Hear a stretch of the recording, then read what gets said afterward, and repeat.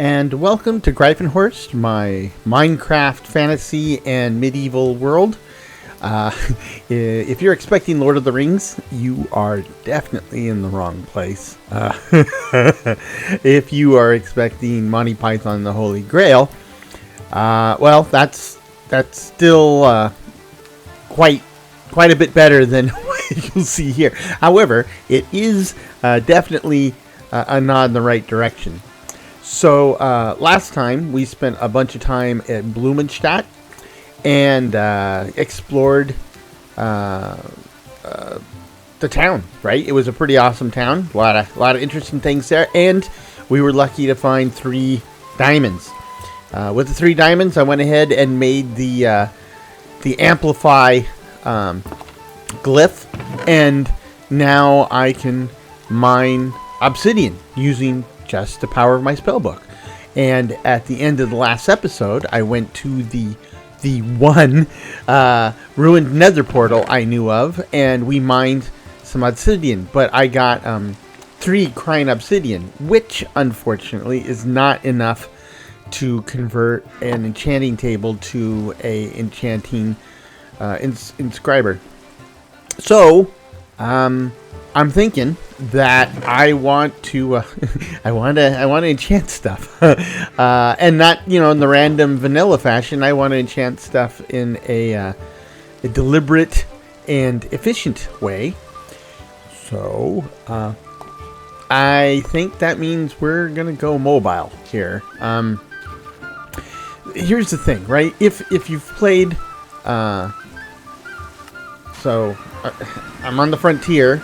And this is where I left the waystone for Blumenstadt, but I'm going to take it with me now because this will be our frontier stone. Wherever we stop, we'll lay a stone, and we can go back home and pick up where we left off later. So that's the goal. But the thinking around this effort is that if you've played vanilla Minecraft or modded Minecraft,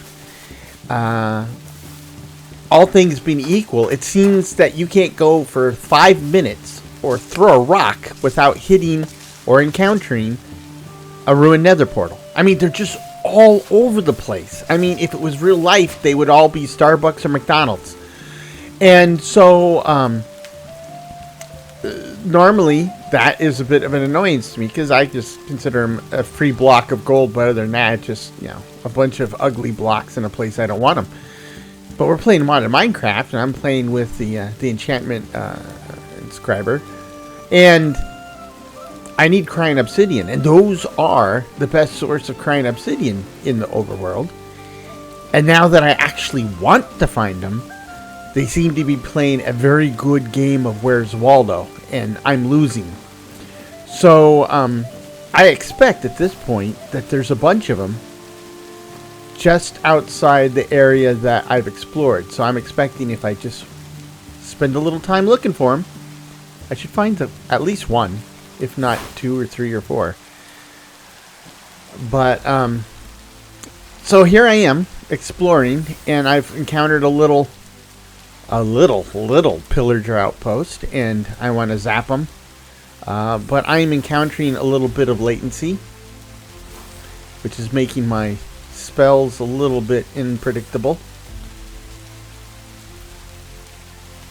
If you play D&D, there's I believe it's in Forgotten Realms, they have this notion of wild magic, right? So you do your normal magic, but every once in a while you can have essentially the same as a critical hit or a critical miss or a totally random event, which as a DM is a fantastic way to have fun. Usually at the player's expense, but I heard another bad guy. Oh, there he is. There he is. Hey, buddy, catch. Nope. Latency. Latency, tomato. Potato. Hell, wasn't that lovely? There we go. And I missed. Oh, my word. This is not my day for magical undertakings here.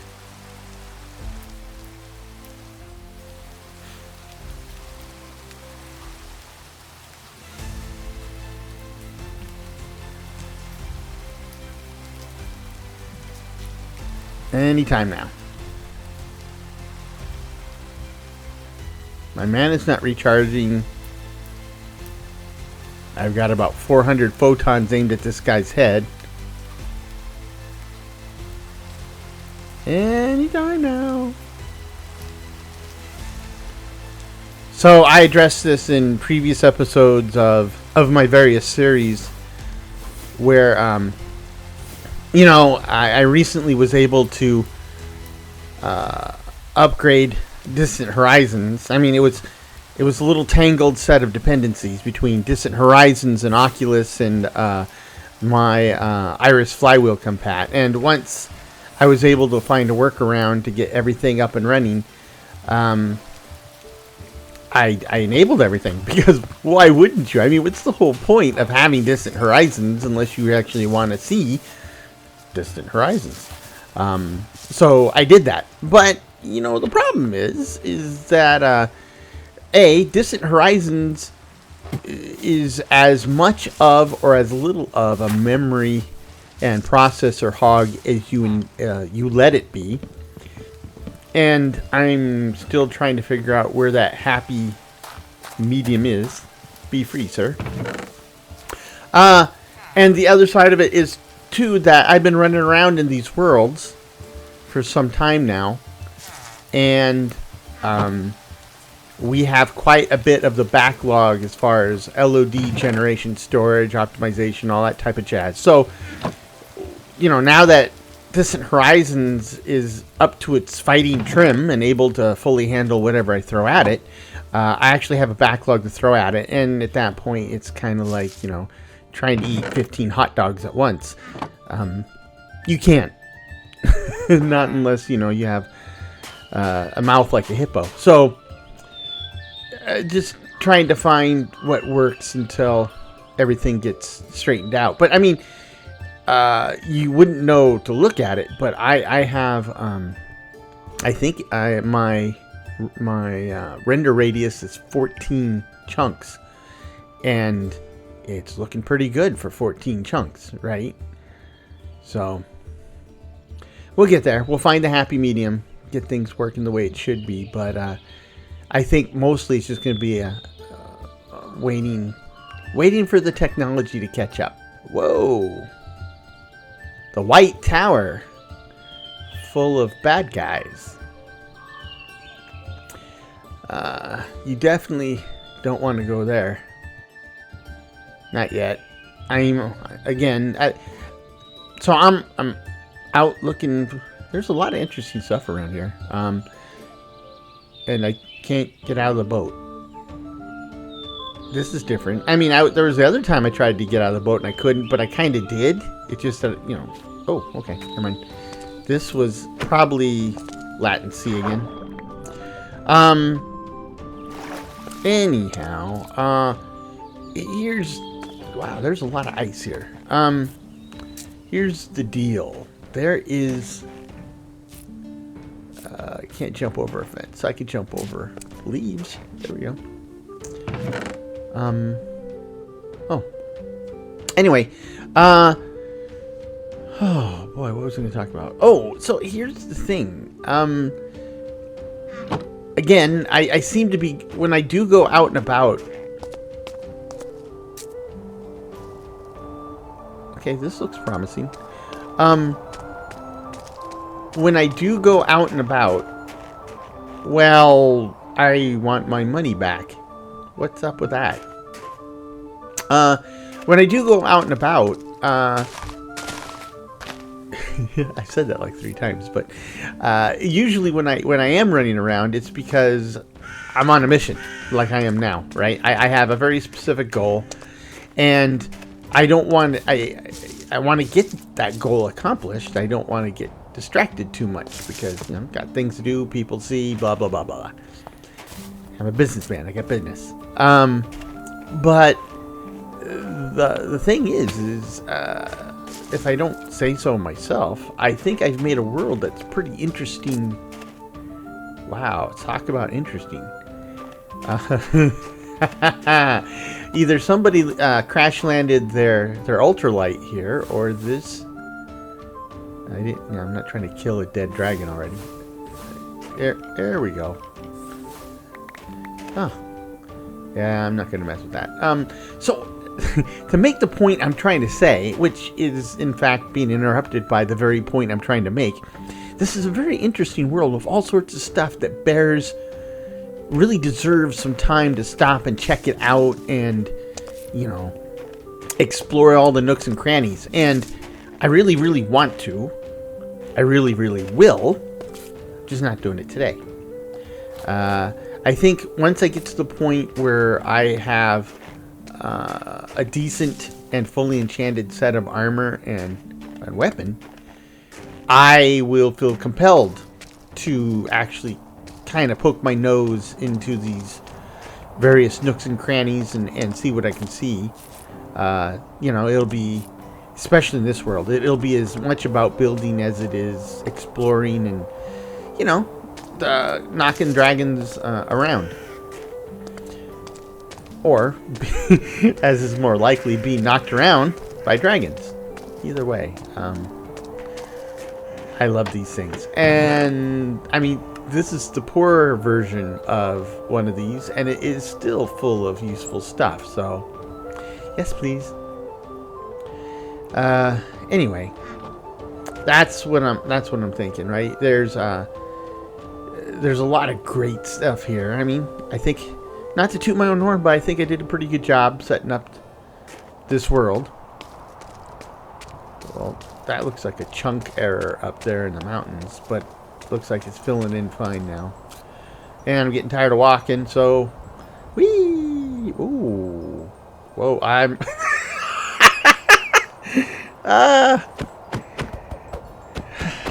yeah. You can move like the wind, but heaven help you if you try to stop. So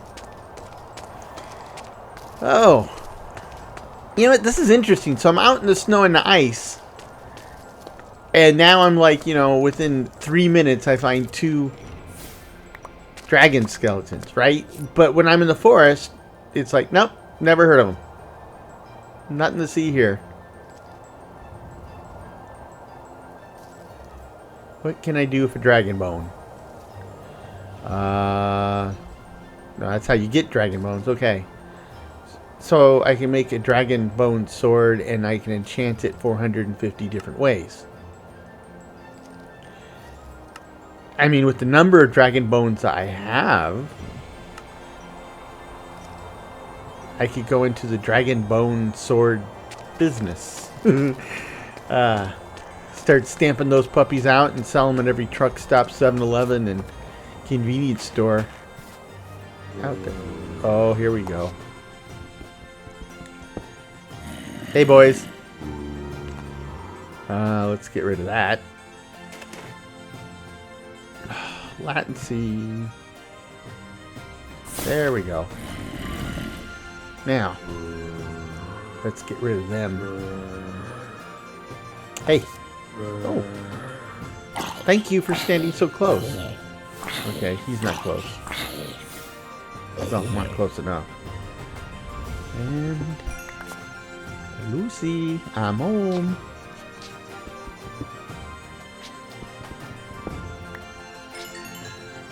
Okay.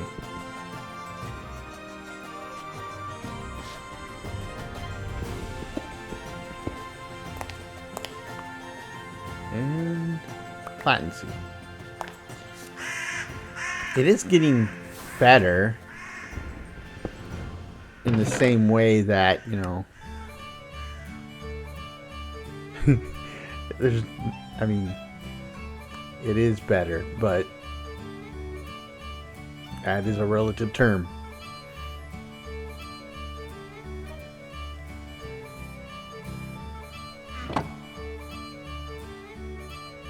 Okay.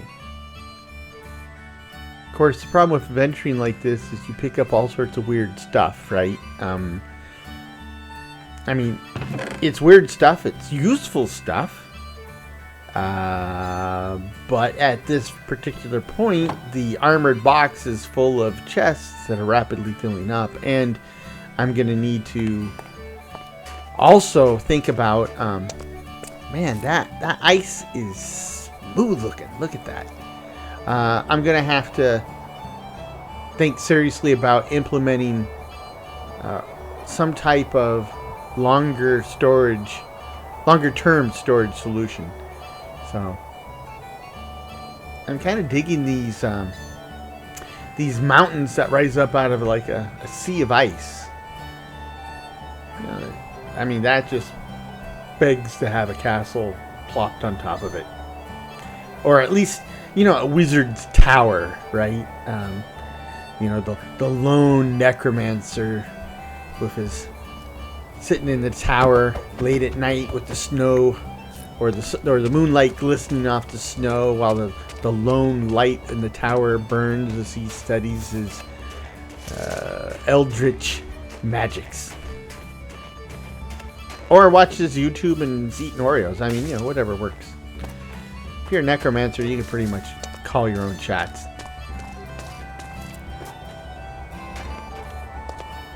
Okay. This ship has seen better days. I don't want snowballs, so I'm going to use almost anything else to get rid of the snow.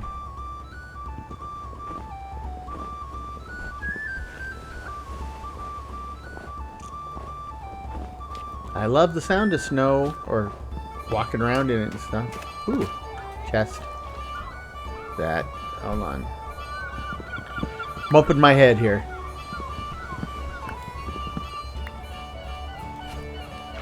Let me just tell you, if you're a short person in real life,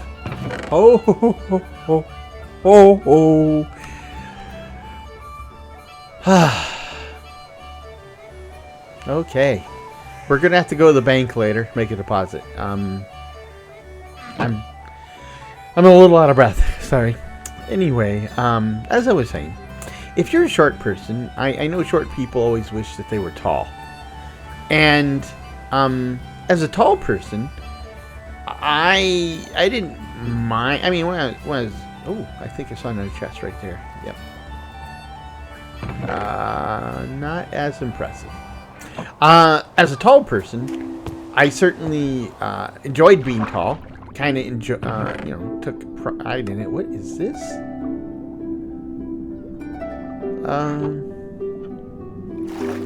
But drowned belt. What does a drowned belt do? Okay, experience point for using Riptide. I don't usually use Riptide. Anyway, let me just tell you, being tall's no picnic either, right? So, can't tell you how many times I have almost knocked myself out by bumping my head on something. And that's exactly what we want, right? So, here we go. So there is that, and there's also the problem with sometimes fitting into a space, right? So you go to the movie theater, and nowadays they want to crank it up so or a plane for that matter. That's an even better example, where we want as many people as possible. Why is this thing? There we go. We want as many people as possible in as small a space as possible. And so they set their seats or whatever up that way, and then here I am, lanky dude, and I don't fit, right? And so we have a long flight to wherever, and my knees are killing me, my feet are killing me, my back is killing me. Meanwhile, shorter people are in there doing somersaults and cartwheels on their seat because they can, right? There's room for them. So I think the ultimate moral of this story is that the grass is always greener in your neighbor's yard. So goes back to that talk on diversity we had, which I don't remember which. I think that was New Londinium, right? Role players know all about diversity. You can't have a party with everybody playing the same race and class. Because, you know, this is interesting. I don't know what this thing is. It looks like a little tiny palm tree, except it's blue. It's like a Dr. Seuss flower, frost lily. Okay. Well, thank you, Frost Lily. Anyway. You need a mix of skills and abilities and form factors, and that is a big old pagoda of death looking thing over there. And I'm not going there today. Holy smokes. Maybe, oh, and there's another one back there a ways. So, you know,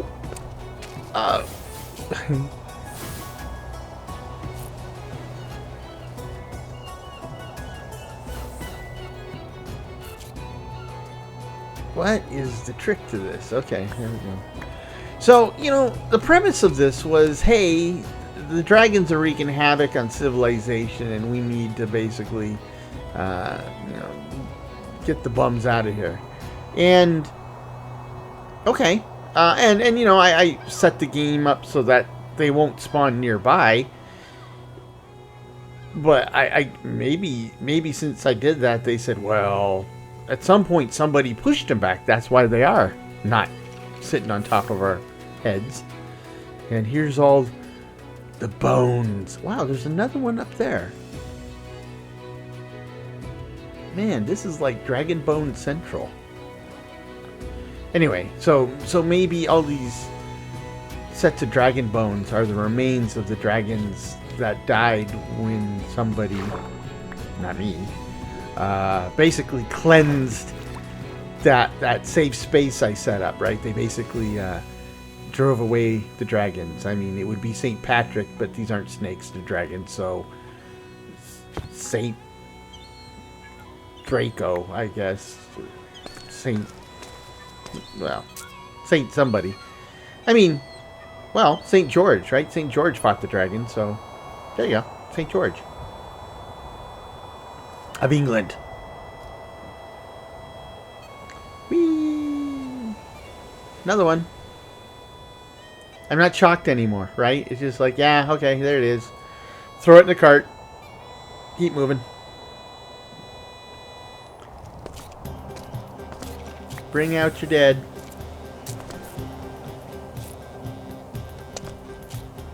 It's a little one. So I got a bone and a skull. Okay.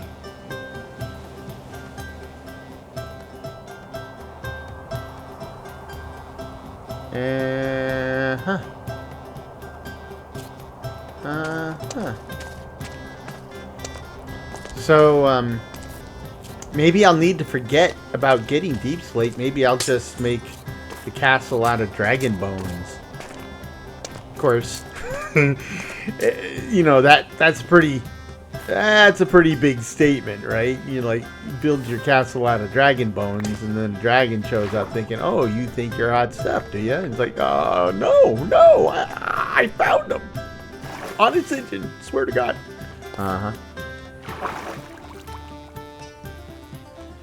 So throw them in the cart.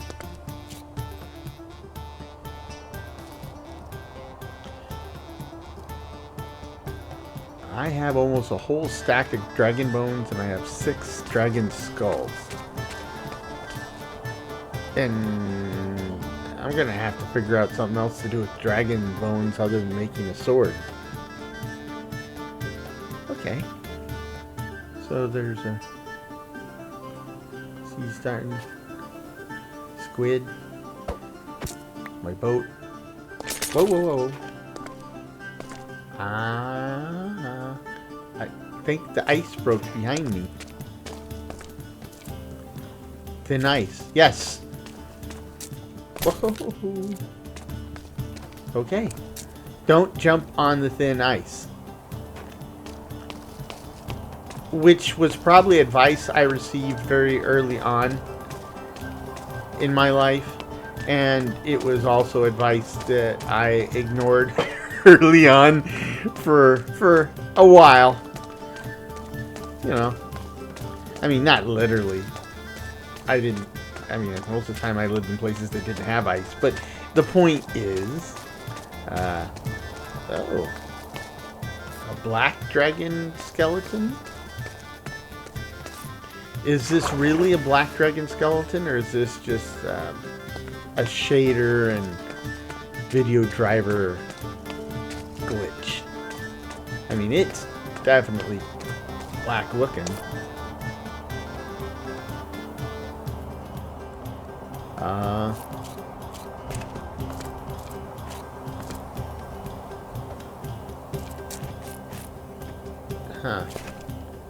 Can't break this thing out of here.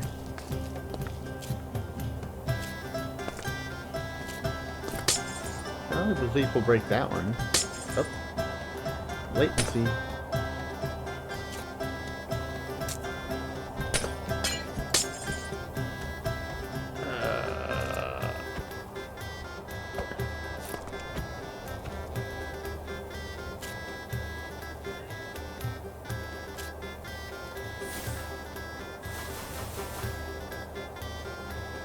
It says dragon part. I should be able to pick it up at that point. Oh, there we go. Briefly. Oops. There we go. Thank you very much. 7 dragon skulls. Make a set of goblets or something. So, I see a pirate ship. And, I don't know if I've said this recently, but I have an opinion about things like pirate ships or sailing ships and airships and stuff that are essentially... Whoa, I forgot about the thin ice.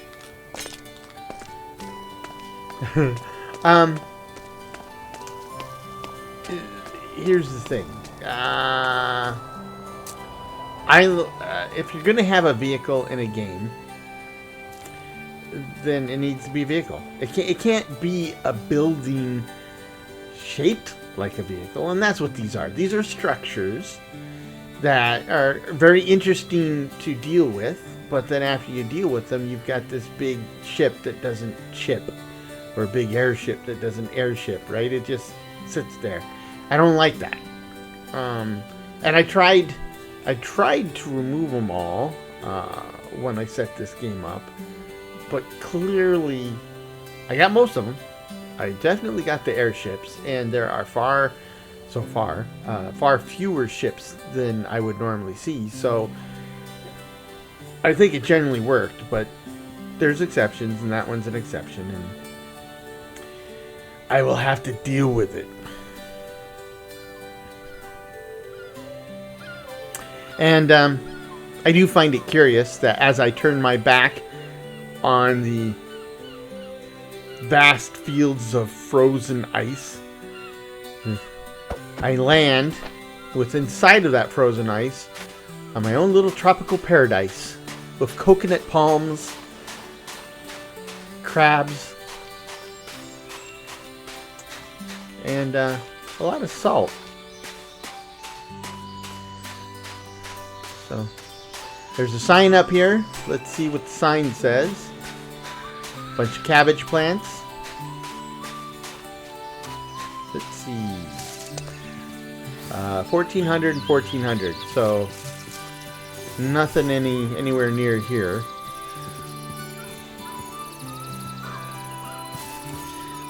This is a goblin village. I just passed a goblin. And not much is going on here. And the goblin's poorer than I am. So That's a statement at this point.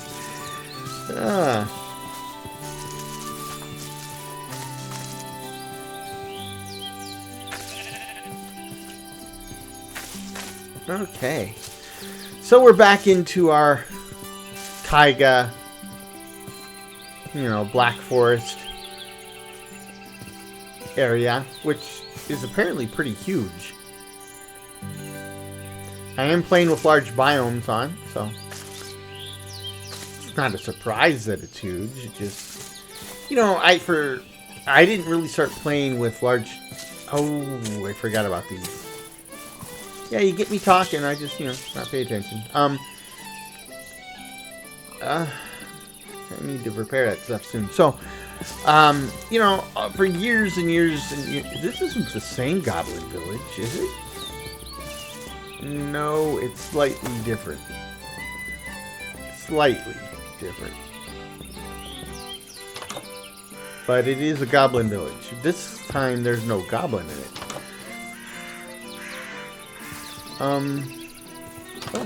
And still dirt core. Okay. So as I was saying, I for years and years and years, I played Minecraft. I played vanilla Minecraft, and what is this thing? Scion weed. Can you do anything with scion weed? Let's see. There it is, and nope, you can't make anything with it, and nothing makes it, so there you go. Anyway, for years and years and years, I played vanilla Minecraft, and for a good many of those years, large biomes wasn't an option, and then they added them, but, I didn't play with large. I just played with the default settings. And, hey, pooch. There wasn't a huge incentive to play with large biomes, because, you play with large biomes, well, as the name suggests, the biome's large. And sometimes they're really large. And so if, you're trying to grab, like, all the different resources and all the different trees, and you want jungle, wood, and bamboo, and cocoa beans, it's the same token that you want spruce and pack snowballs. Well, having a large biome world is really painfully inconvenient.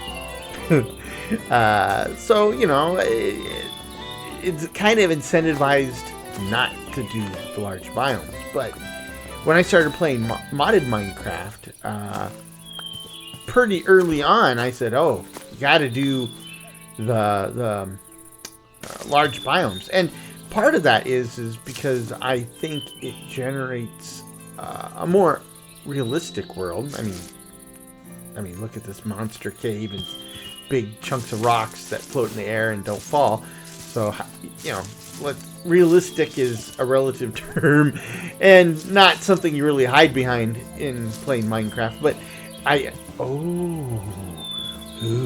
bingo. Yeah, well, this is pretty weird. It's kind of like this thing is in an impact crater. Well, I'm about to impact it worse, so there you go.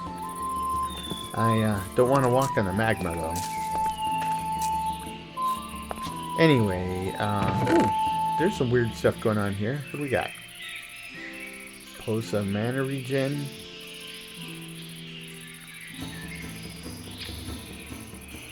Okay.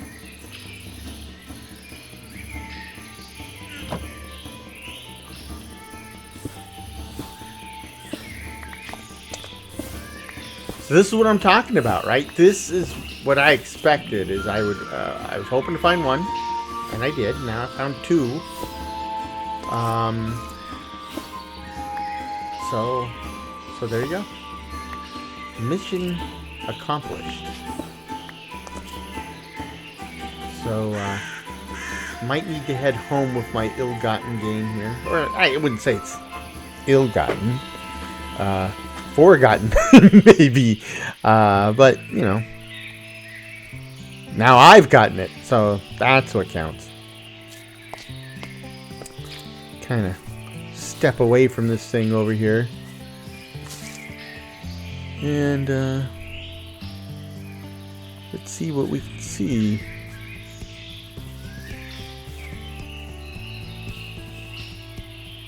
So let's... I mean, I got a lot of stuff. So maybe this would be the place to throw down our bookmarker. This is New Frontier. And then we can beat feet back home.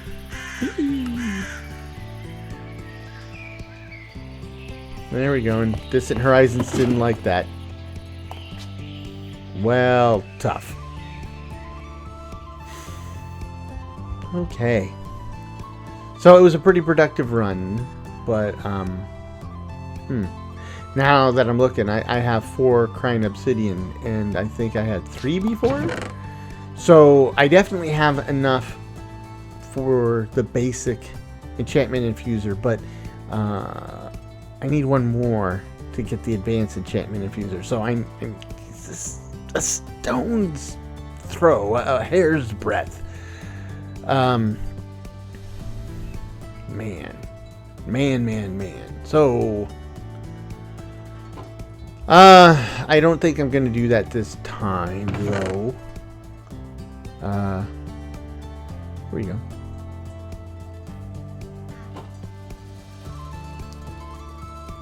Because there's just, I mean, it's the thing, right? I mean, while it seems like I've been at this for a while, and I have. It's been now months. But this is like episode, what, 8? And so these are roughly an hour long each, so we are roughly 8 hours into this world, which, when you look at it that way, I'm doing pretty good, right? I'm actually way ahead of schedule, so knocking one out of the park. But it does, I've been doing this since the fall, and I feel like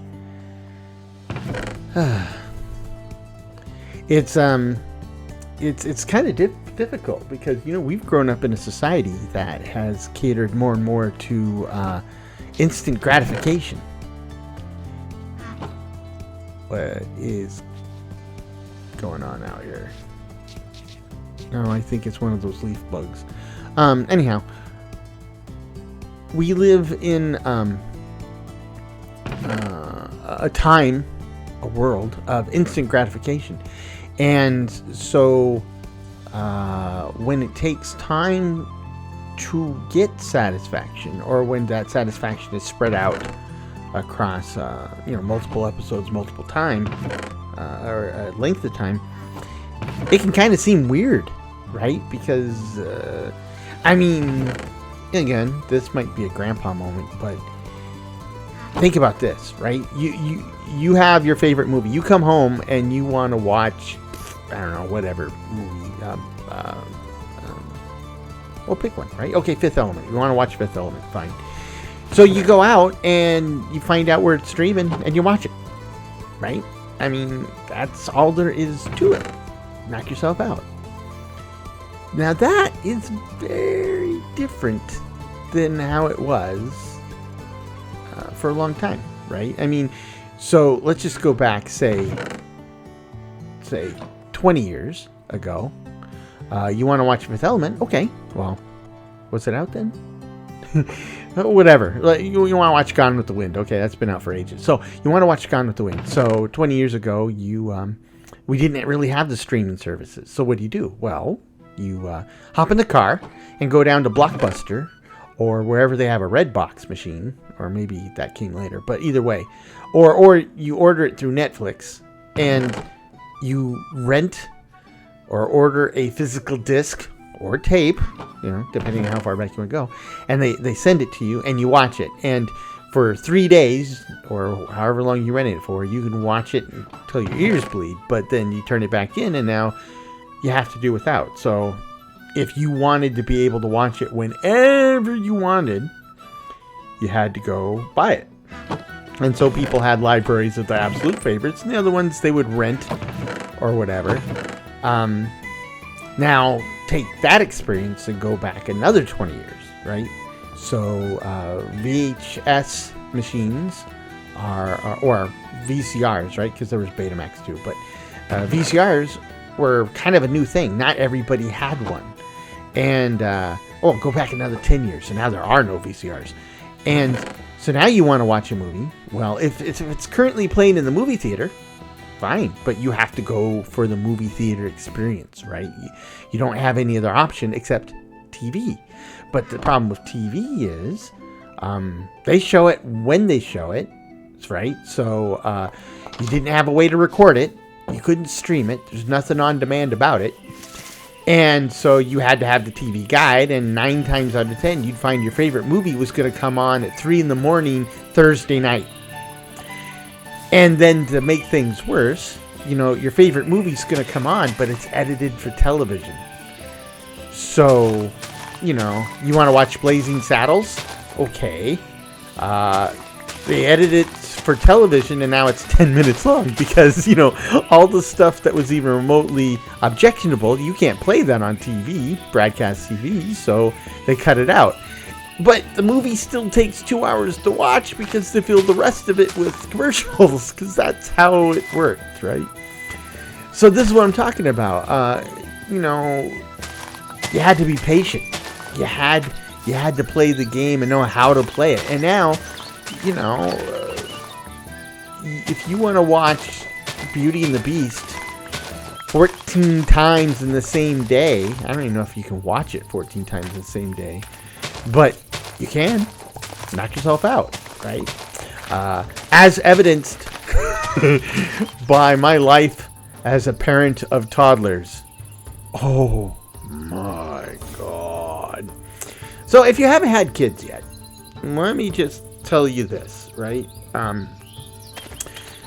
Everybody does it differently, but for most people, when you have kids, when you have little kids, when you have toddlers, say goodbye to a lot of stuff that you take for granted, such as regular television shows that you're interested in. I won't even say adult, because, there's stuff that you watch that maybe is better for teens or whatever, but it doesn't matter, because that's not stuff you're going to watch with toddlers.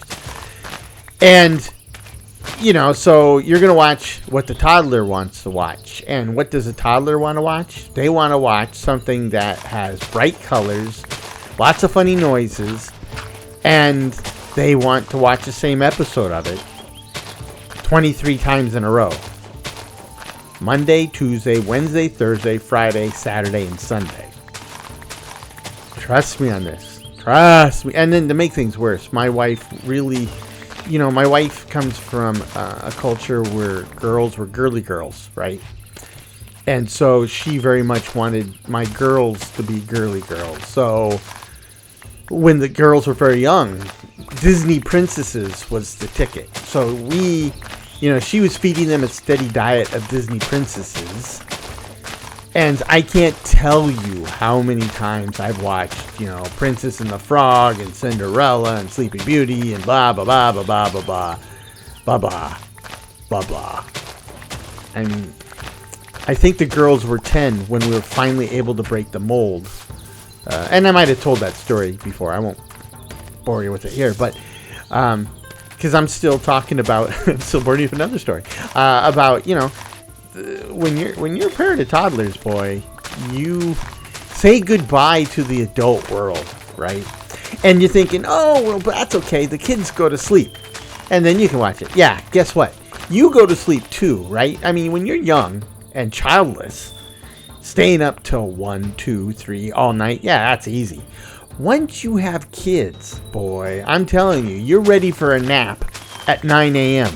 And so when the kids goes down, you are right behind them, right? And even more so because you have no idea when that kid's going to get up and what's going to happen when he gets up. So sleep isn't something that you can plan, and you certainly don't take it for granted. You grab it when you can, and you're invariably not going to get enough, right? When the kids are like 8 or 9 or something, now we're at the point where you're finally able to catch up on sleep. But, at this point, you're not exhausted from running around after your toddler trying to keep him from putting everything in his mouth or her mouth. You're now running around carting your kid to school, carting your kid to violin lessons, carting your kid off to sports, blah, blah, blah, blah, blah. All new set of blah, blah, blah, blah, blah.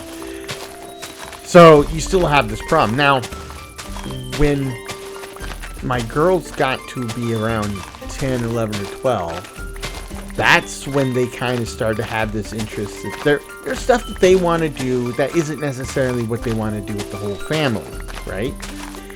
And oh my gosh, that's when my wife and I started to get a little bit of our prior lives back, because the girls would want to go color or do a project or watch something on YouTube, and off they go. And my wife and I are staring at each other going, well, what do we do now? I don't know. Let's go watch one of the shows we haven't been able to watch for the past 12 years or whatever. Oh, it was so nice. And so this is, now we've gotten a little bit of our life back. Plus, now our girls are in high school. So now we're at the point where a lot of the stuff we couldn't watch with them around, we can now watch with them. And it's interesting, too, because, this past Christmas, right, I said, okay, they're ready to watch Scrooged with Bill Murray, right? I think it's a Christmas classic. And I still get all teary-eyed at the end every single time. And I think it's a movie that is hilariously funny. My kids didn't. I mean, they're like, oh, whatever, watching their phone halfway through the movie because they're just not interested. I'm like, it's a classic. How can you not? Whatever. They'll come around, though. Oh, yes. They'll come around. I mean, my wife did. I don't know if I told you this story, but when my wife and I were courting, so we're writing letters back and forth and emails, and we're talking about, hey, this is what I like, what do you like, blah, blah, blah. I was up front, right? I mean, I'm a geeky nerd, so Star Wars and Star Trek are like right at the top of my geeky nerd resume. And I said, I love these things. And she says, I love them too. So I'm like, oh, this woman's a keeper. I'm going to keep her. So eventually, later, we get married. And I'm thinking, well, hey, now, and this, of course, no kids. No kids are in the picture yet. And in fact, in those early days, the kids were not even on the agenda. But, so we can watch whatever we want. I'm thinking, okay. So I throw on an episode of the original Star Trek, thinking, let's watch this. Because, I have a geeky nerd. I had them all on DVD. And she starts watching 5 minutes and says, what is this? I'm like, it's Star Trek. She goes, I don't like it. And he says, you said that you do like it. No, I didn't. Yes, you did. Okay. So let's pop in Star Wars. What's this? It's Star Wars. I don't like it. You said you liked it. No, I didn't. So there was years that, we didn't watch that stuff because my wife didn't like it. Now, fast forward to the end of the Disney princess era. The girls were now old enough that they were kind of doing their thing, and I was getting sick and tired of watching Disney princesses. And that's when I moved down here into what I call my fortress of testosterone, which is really the basement. But since nobody else wants to be in this part of the house, I just adopted it for my own, and this is where I play my games, I record, and incidentally, it's also where the laundry is. So that became my primary duty when I'm not cooking or chauffeuring or sewing. So anyway, I'm digressing. So I was down here, and since I am in the basement, I have some advantages down here in that, I can kind of like turn the sound up and enjoy myself watching movies and stuff. So that's what I did, right? I popped in episode 4, A New Hope, and so we got Darth Vader, Princess Leia, Obi-Wan Kenobi. We got the whole crew in the original episode. This is it. This doesn't get any more classic than this, and I had missed them so much. Well, like I said, I kind of turned the sound up, and the girls were spending their time in the living room, which is the floor above me. And they were hearing these deep bass notes popping it through the floor, so they're like, well, let's go see what Papa's up to. And here I am, I'm watching Star Wars. Well, they started watching Star Wars too. Every once in a while they ask questions, but the thing is, I was already well through the movie, so they asked me to start it over. Okay, so I started over. Now, the girls are thoroughly enjoying this. I'm thoroughly enjoying this. My wife comes by a couple times and to see what we're all doing, and she's like, "Is this age appropriate?" I'm like, "Nah, probably not," but you know, they're 10. I was 10 when it came out. You know, I ate this up, so she's like, "Okay, whatever." And then she kept kind of passing through more and more, and she kept stopping to watch more and more. And again, 2/3 of the way through the movie, she asks, "We need to watch this as a family, so let's start over again." Okay. So, watched it from beginning to end with the whole family, and at that point, you know, as Starfighter would say, the process is complete. My wife had started down her long journey of becoming a science fiction fan. And, you know, I gotta tell you, if you are a science fiction fan, if you are a swords and sorcery geek, if you are a general nerd or a geek, when you convert a so-called normal person over to the nerd side, that is a wonderful feeling, right? Because, you know, if you're watching this, if you pay any attention to me, I already know you already share some of these traits, right? So you get it. You understand all along that we have something special. There's some quality stuff that we know about, and it took the rest of the world a long time to catch up and figure it out. And this was one of those moments, right? Which is when she realized all this cool stuff that was available. There you go. Now, from there, the whole family moved through the Star Wars movies that were available then. And then we did the Harry Potter series, and that was a good one because, you know, some of those Harry Potter movies are kind of spooky, dark and negative and spooky, especially when you're talking for a 10 or 11-year-old kid, right? And that helped because, you know, the girls were raised on Disney princesses, so if it wasn't bright, airy, cheerful, and always ended on an up note, they didn't really like it. But they liked Harry Potter, and so that was like a gateway to more nuanced storytelling, right? More interesting storytelling, and they ate it up. Now, then my wife's like asking for more stuff. Now, I tried to get her to watch Star Trek, and she wouldn't budge on that. Nope, not going to do it. Okay, so I started watching Stargate SG-1, and she's asked, "What are you watching?" And I said, "I'll explain it to her," and she's like, "Okay." So we watched that. We watched that together, and in fact, I was watching it because Stargate Atlantis was coming out, or had started, and I wanted to watch that, but I wanted to get all caught up on Stargate SG-1, but she started with me, so we watched all of Stargate, then we watched Stargate Atlantis, and then we even saw Stargate, was it in Universe, right? And she liked it. She really, really liked it. In fact, we even watched it over again. So then I tried to get her to watch Star Trek again. Nope, not going to do it. So, meanwhile, with my girls, I was kind of embarking on a propaganda campaign of Star Trek.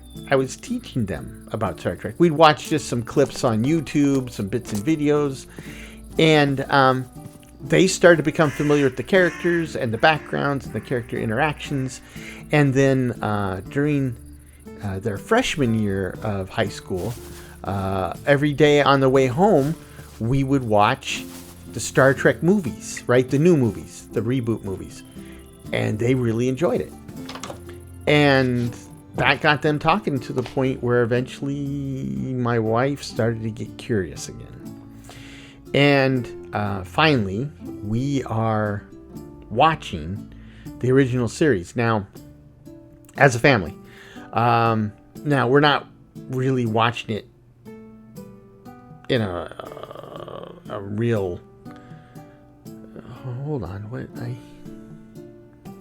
thought I had a bunch of containers made up already, but I guess not. Oops. Anyway, we're watching Star Trek as a family, the original series, and I've come to the conclusion. I mean, we're watching it, and it's kind of slow going. Some episodes are better than others. So but I see I might be losing all of them here shortly. So what I've done is I went through the original series, and I think I've pulled out like 7 or 8 episodes that we absolutely must see, right?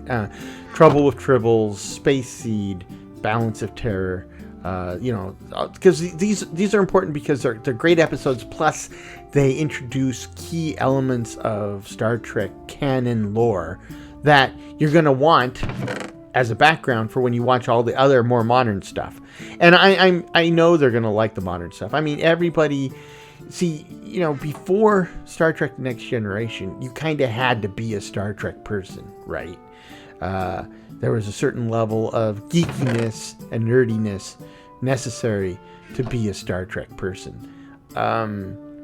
But when Next Generation came out, it started that way, but then within the next decade, lots of people love Star Trek, and these are the people who were making fun of Star Trek fans, 10 years before. And so it kind of like democratized Star Trek. And so that's if I can get them to that point, I think the battle's won, right? At that point, we'll go through Next Generation, and of course Voyager, Deep Space Nine, and Enterprise, which I know a lot of people aren't not fans of Enterprise, but I actually love Enterprise. That's how you do a prequel series, right? Is in my mind. We will even get to Discovery, which I have an established love-hate relationship with, and then Picard and all those. So there's a lot of good stuff happening, and I know they're gonna like it. I know they're gonna get a kick out of it. It's just that kind of like when you're trying to get baby to eat a new food for the first time, right? You gotta kind of disguise it, or better yet, like when you try to give your dog a pill. Yeah, you gotta pop the pill into a chunk of cheese, and then it goes usually down without a fight. But that's what I'm working on. So wish me luck.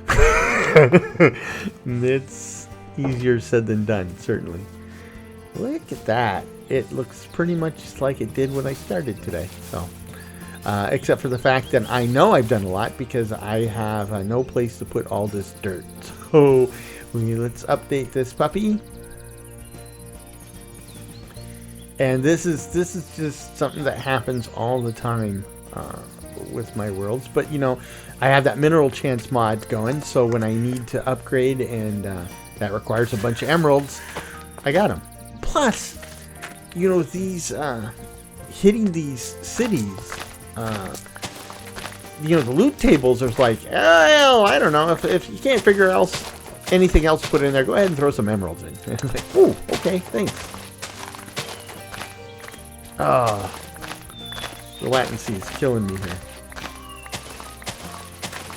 Anyway, you know what? So, hey, I know you guys have watched Star Wars. Why don't you tell me your Star Wars stories? I find it interesting because, when I was a kid, that's when Star Wars came out. So I was there trying to get into the theater when the lines went around the block and all that jazz. But, I know a lot of you came to Star Wars because you saw it on regular TV or you watched it on video.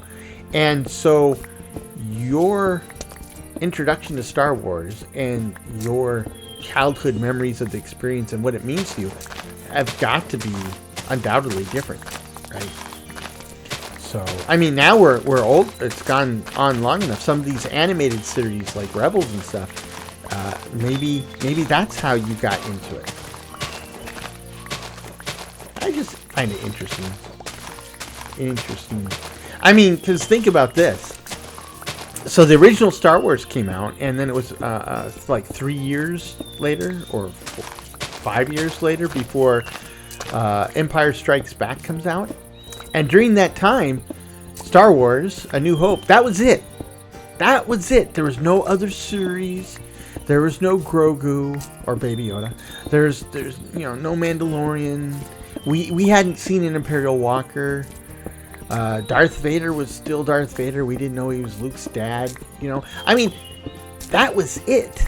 And it was very interesting. Star Wars had been introduced to us, and we were all floored, thinking, wow, there's this whole universe or galaxy or whatever awaiting us. But it really wasn't. I mean, it was bigger than anything that we had experienced before, and yet, in hindsight, it was nothing compared to what would come later.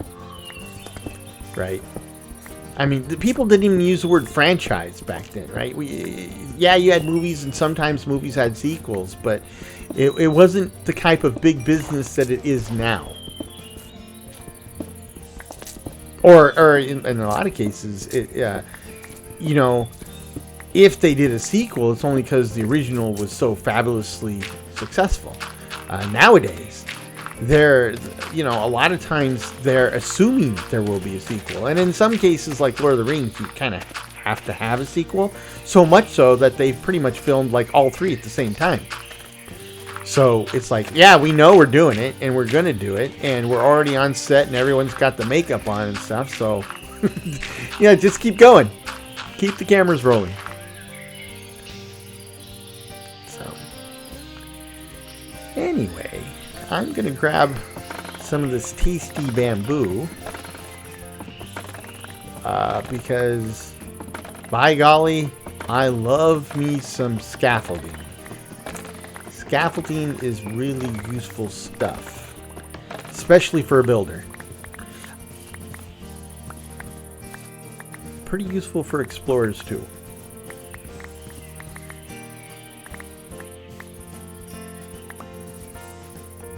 Which is why I was so excited finding some, and why I planted it right away. I have a chest up there full of all sorts of useful stuff I haven't planted yet, but that bamboo, baby. Okay.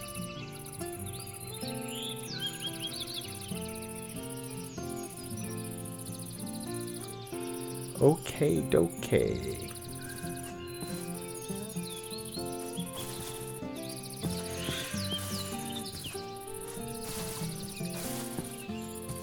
So, yeah, it's a butterfly this time. Whoop, scared it off, I guess.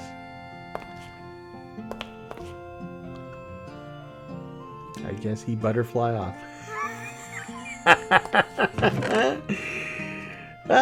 If you think it's too early for that, well, it's probably, by my clock, too late for that, but I get the point.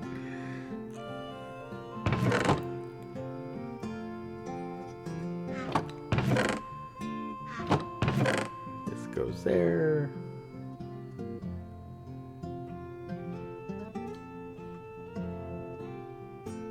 Uh-oh.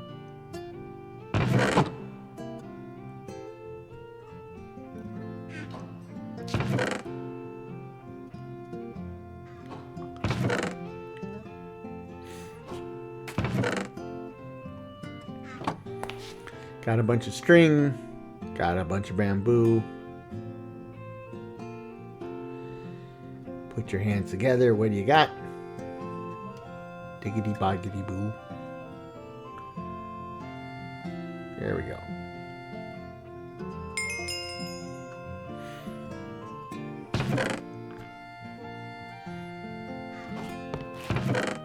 Don't need all of those just a second, but invariably you lose some. You might have to sacrifice a few.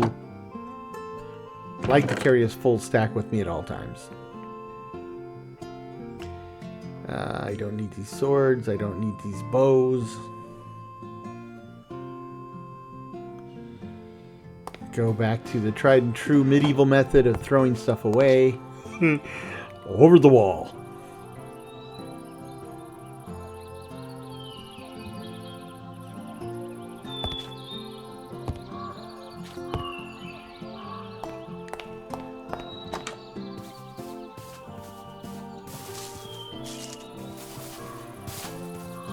Ah.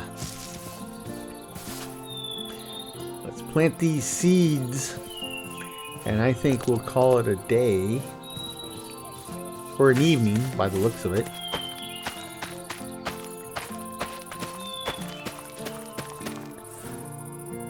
Almost have a full field. But if you're wondering why the grass or the wheat is growing so slowly, because we're running the Serene Seasons mod. Wheat is a vanilla crop, and the vanilla crops are all included in there, and so it's still early spring, and wheat doesn't do so well in early spring. So I think the next thing we should do is figure out something that a glyph that I can make, right? Even the thing about Ars Nouveau is having all the glyphs is important. Even if you just use the same 4 or 5 glyphs, it's important to know as many glyphs as you can, because the more glyphs you know, and I think this one's achievable, right? The more glyphs you know, that won't work. That is chainmail boots, and I need iron boots. So what else I got? Anyway, amplify too. There we go. Anyway, the more glyphs you know, the more your maximum mana pool is, so that's useful, and the faster you regenerate mana. So, learning all the glyphs, even if you don't use all the glyphs, is pretty darn useful. Ooh, I got iron boots, so I can put Poppy back, and I just need a pressure plate, right? Just a wooden pressure plate. Okay, I can do that. I don't normally make pressure plates, so what do I need? Okay, I can do that too. Okay. So let's set that. Select. Let's give them. Where's pressure plate and the boots and pressure plate? There we go. Get my glyph. And there we go. We went from 225 mana to 240.